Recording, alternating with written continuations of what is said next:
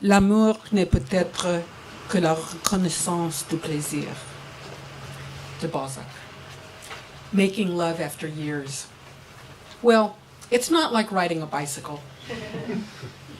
In the intervening years, I did not think every day about all the bright bicycles I had fallen off, the skinned knees.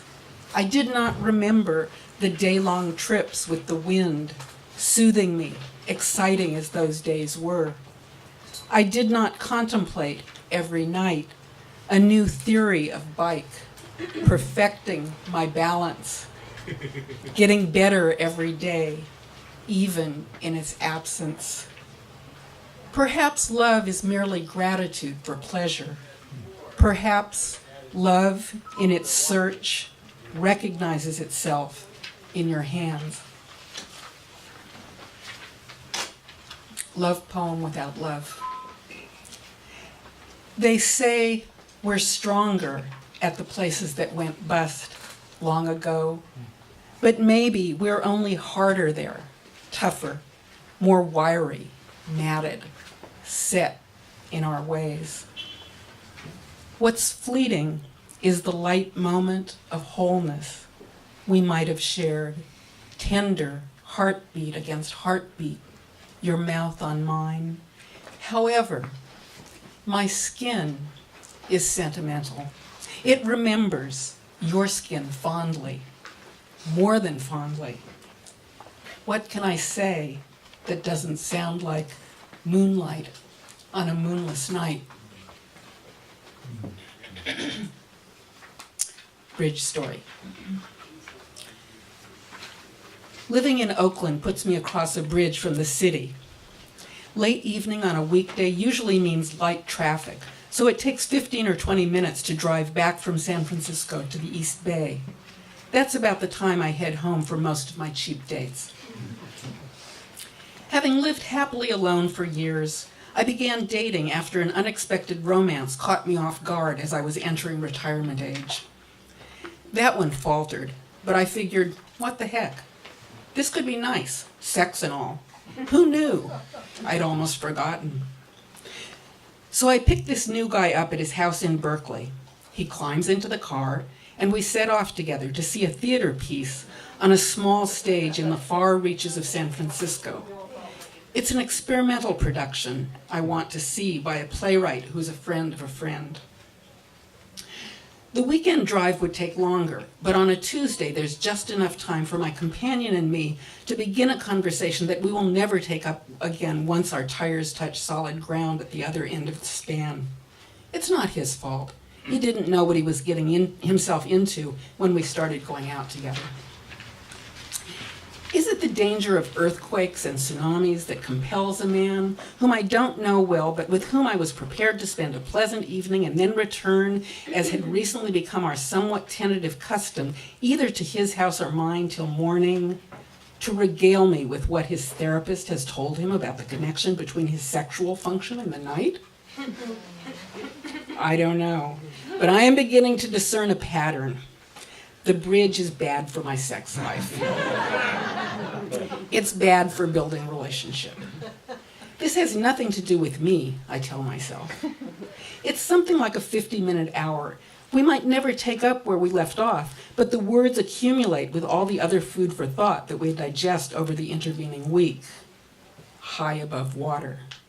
Polluted water that sparkles in the dark and laps around the pedestals of the bridge.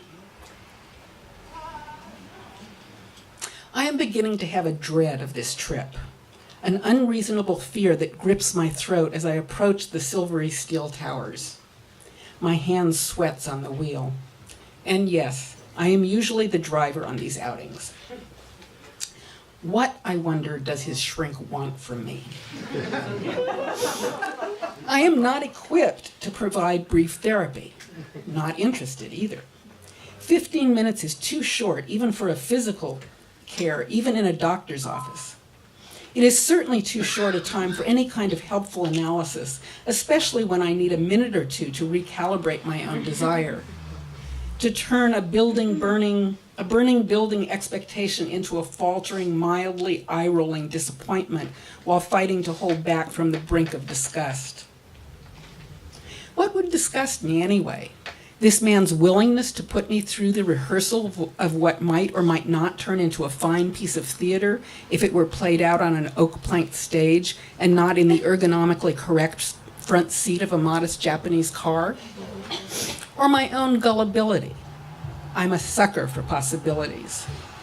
I used to think I was a pretty good judge of characters, but lately, not so much. Maybe it's because they're building a new parallel span between the port side of Oakland, the old Army base, and Treasure Island. What had been a tiny rocky shoal expanded by men to create a spectacle dream island for the 1939 International Exposition. After the fair was over, Treasure Island was converted into a naval station. Maybe it's the imaginary nature of these two armed landfills settled in the past, never to return to their natural forms, and at the same time awash in a hype that only new-style city boosterism could promote. Housing and green industry built on radioactive waste. Begun as early 20th century extravaganzas to reshape the bay, then turned into modern military bases, stomping grounds for mid-century wars. Then that violence repackaged as renewal, still glowing after all these years. A bridge from rubble into dark air, artificially lit, that will never touch ground. A consummate promise. This time we have the so-called conversation turned serious on the other side of the bridge in the city during a quick dinner in an inexpensive bar before we get to the theater. He was trying, he assured me, to be honest. Later, we were both stricken ill by what we had eaten or by what we said or didn't say. During the meal, my companion used so many euphemisms that, as it turns out, I never did understand what he was trying to tell me, or not tell me. On the way home, after attending what we had no way of knowing would be an intense play about sex, unintended impregnation, complicated serial marriages, each complicated in its own right and hyper-complicated in the accumulation, some of it delivered in Spanish, a local language this man does not speak or understand, but I do, he observes. That was hard. I thought at the time he was referring to the play, or perhaps to my frustrating struggle to maneuver out of the tight space in the dark parking lot by the marina. Later, as I gazed out my third-story window atop a steep hill looking west over the bay, months after the ride across the bridge, I could see he was talking about our dinner conversation, in which he was trying to tell me that we were through trying to tell each other anything. That was hard. Hard for him because he was telling me something he expected would humiliate me. And after all, he did have a kind streak and cared for me in his own way. Difficult for me because I couldn't really tell what he was trying to say and wasn't really sure if he was talking about himself, about me, about us, if there was any us, or about himself and his pathetic psychiatrist. He would not come home with me after that. Seemed relieved when I let him out. That night looms in the past now. Tail lights gleam in front of me as I turn off of the bridge again toward home. I test my brakes.